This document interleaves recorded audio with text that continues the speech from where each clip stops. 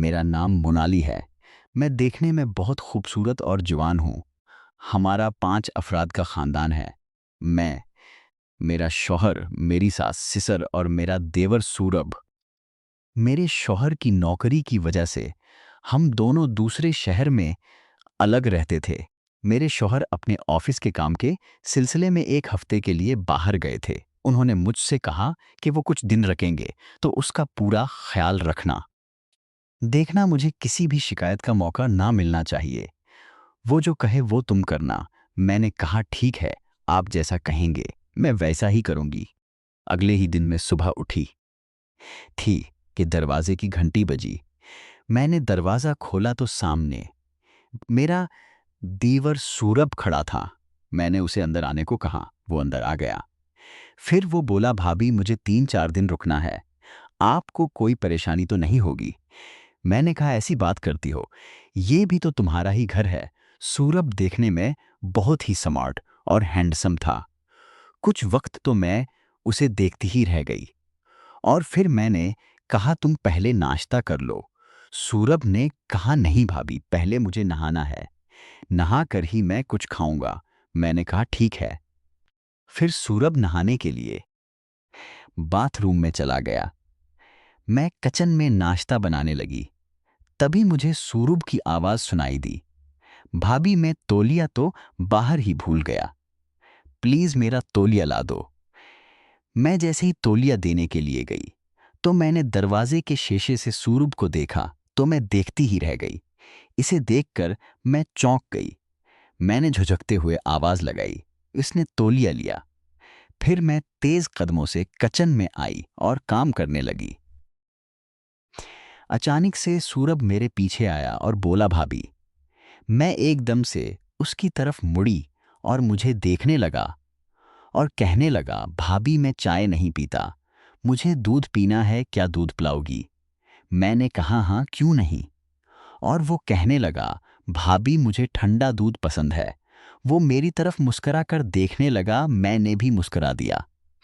फिर नाश्ता करने के बाद सूरभ अपने काम के सिलसिले में बाहर चला गया।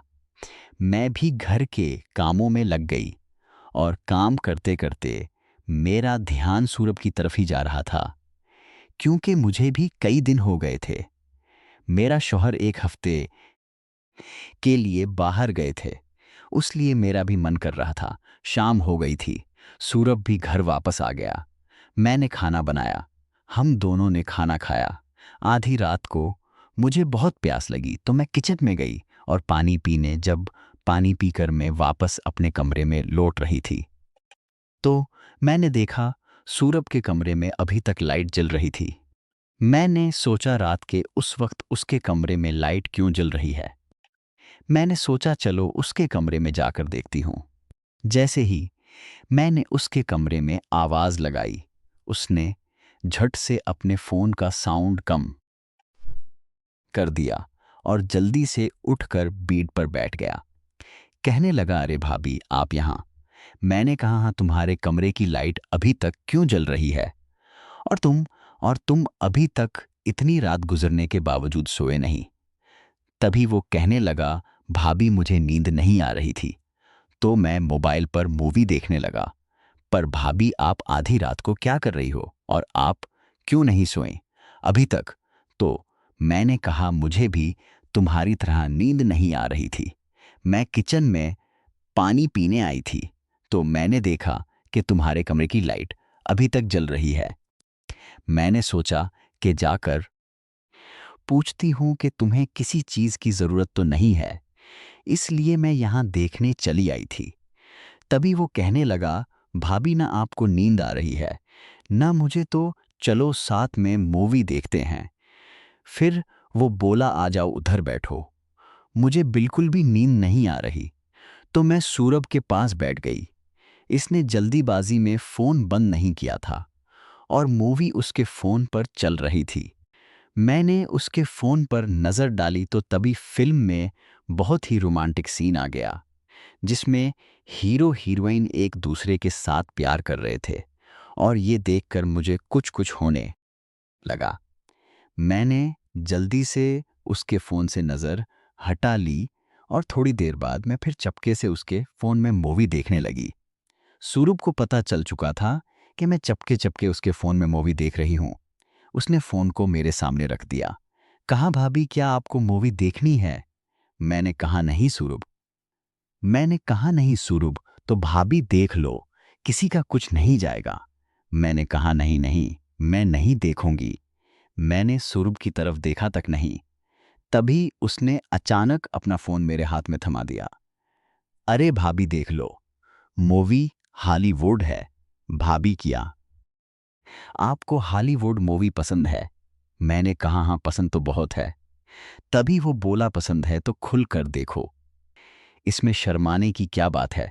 मुझे भी हॉलीवुड मूवी पसंद है, देखकर मजा आता है। फिर सूरभ ने कहा, ऐसा करते हैं हम मूवी को टीवी पर देखते हैं। और उसने इस मूवी को टीवी पर लगा दिया। तभी सूरभ कहने लगा, चलो फिल्म देखने के लिए, मुझे किसी की कंपनी तो मिली, अब हमें बहुत मजा आएगा। मैं बिल्कुल चुप रही और हम दोनों साथ में मिलकर मूवी देखने लगे। फिल्म के दरमियान में रोमांटिक सीन आया हुआ था। तभी अचानक सूरभ ने अपना हाथ मेरी कमर पर रखा। मेरे पूरे जिस्म में जैसे बिजली का करंट लगा हुआ था। मैंने उसका हाथ छड़ना चाहा। सूरभ ने मेरी तरफ देखा और कहने लगा, क्या हुआ भाभी? मैंने कहा, कुछ नहीं, और उसने अपना हाथ हटा लिया। फिर वो मेरी तरफ देखने लगा। मैंने पूछा, कुछ चाहिए तुम्हें? तो बोला, भाभी बहुत गर्मी है, कुछ ठंडा पीने का मन कर रहा है। मैंने कहा, जूस लेकर आओ। तो उसने मुझे ऊपर से नीचे तक देखा। फिर कहने लगा, दूध पीने का मन कर रहा है, दूध पिला दो। वो मेरी तरफ देखने लगा। मैंने मुस्कुरा कर कहा, मैं अभी ले कर आती हूँ। मैं किचन में दूध का ग्लास लेकर वापस सूरभ के कमरे में आ गई। फिर हम मूवी देखने लगे। मूवी देखते देखते दूध का ग्लास जैसे ही मैंने उसको पकड़ाने लगी, ग्लास उसके हाथ से छूटकर उसके कपड़ों पर गिर गया। मुझे तो ऐसा लगा जैसे शायद उसने जानबूझकर गिराया। फिर सूरभ मुझसे कहने लगा, भाभी मैं अभी चेंज करके आता हूँ। उधर मूवी में एक रोमांटिक सीन आ रहा था जिसमें लड़का लड़की एक दूसरे के साथ। जैसे ही मैंने टीवी की तरफ देखा तो मैं शर्म से लाल हो गई। मैं अपने कमरे में वापस जाने लगी। मैं जैसे ही वापस जाने लगी, सूरभ ने मेरा हाथ पकड़ लिया और मुझे अपनी तरफ खींच लिया और अपनी बाहों में जकड़ लिया। मैं उससे कह रही थी, सूरभ प्लीज मुझे छोड़ दो, ये सब गलत है। सूरभ कहने लगा, भाभी उसमें क्या गलत है? उसमें कुछ भी गलत नहीं। और हाँ, माँ ने भी तो कहा था ना मेरा ख्याल रखने को, और ये भी तो बोला कि सूरभ जो बोले वो करना, किसी चीज़ के लिए मना मत करना। मैंने हैरानी से पूछा, ये तुम्हें कैसे पता? तो कहने लगा, मैंने माँ को बोला था कि ऐसा ना हो कि भाभी मुझे किसी चीज़ के लिए पूछे ही ना। वो कहने लगा, भाभी इसमें कुछ भी गलत नहीं, ये साफ साफ पता चलता है कि आप मुझसे प्यार कर बैठी हैं, इसलिए तो आपका सारा ध्यान मुझ पर ही होता है। मैं क्या कर रहा हूँ, मैं कहाँ जा रहा हूँ, पर आप मुझे हमेशा एक अलग ही नज़र से देखती रहती हैं, जिससे ये पता चलता है कि आप मुझसे प्यार करने लगी हैं। प्यार में सब जायज़ होता है। अगर आपको मुझसे प्यार ना हो तो आप अभी और उसी वक्त इस कमरे से बाहर जा सकती हैं, जिससे मुझे पता चलेगा कि ये मेरी गलत फहमी थी। बताओ, किया जा सकती हैं आप? इस कमरे से मैं आपको जबरदस्ती नहीं करूंगा। आपका जो भी फैसला होगा मुझे मंजूर होगा। अगर आप मुझसे प्यार करती हैं तो यहीं रखिए, और नहीं तो यहां से चली जाएं। मैं एक पल के लिए सोच में पड़ गई। मैं सोचने लगी, ये कैसी बात है? सूरभ जो कुछ भी कह रहा है वो तो सच है। हाँ, मैं इससे प्यार करने लगी हूं और मेरे दिल में इसके लिए कुछ अलग है। लेकिन मैं ये कैसे भूल सकती हूँ कि मैं एक शादीशुदा औरत हूँ। मेरा एक शौहर है जो मुझसे बहुत प्यार करता है। तो क्या हो गया? वो कुछ दिन के लिए मुझसे दूर है। क्या मुझे इन कमज़ोर पलों में कमज़ोर पड़ जाना चाहिए? मेरा दिल और दिमाग दोनों ही सोच नहीं पा रहे। आखिर में हार गई। मैंने सोचा कि इस तन्हाई को दौर करने का और मुझे कोई रास्ता नज़र नहीं आ रहा। सूरभ मेरे सामने ही खड़ा है, मेरा इंतज़ार करते हुए, मेरे फैसले का बेताबी से इंतज़ार कर रहा था। मैं अपने दिल के हाथों मजबूर हो चुकी थी, उसलिए मैं मुस्कुराकर सूरभ से लपट गई। उसने मुझे अपनी बाहों में भर लिया। फिर हम दोनों एक दूसरे में खो गए। फिर पता ही नहीं चला। हम दोनों मूवी देखते देखते रह गए। सूरभ ने मुझे जैसे जन्नत की सैर करा दी। मैं भी बहुत खुश थी और सूरभ की आंखों में मुझे वही खुशी नजर आ रही थी।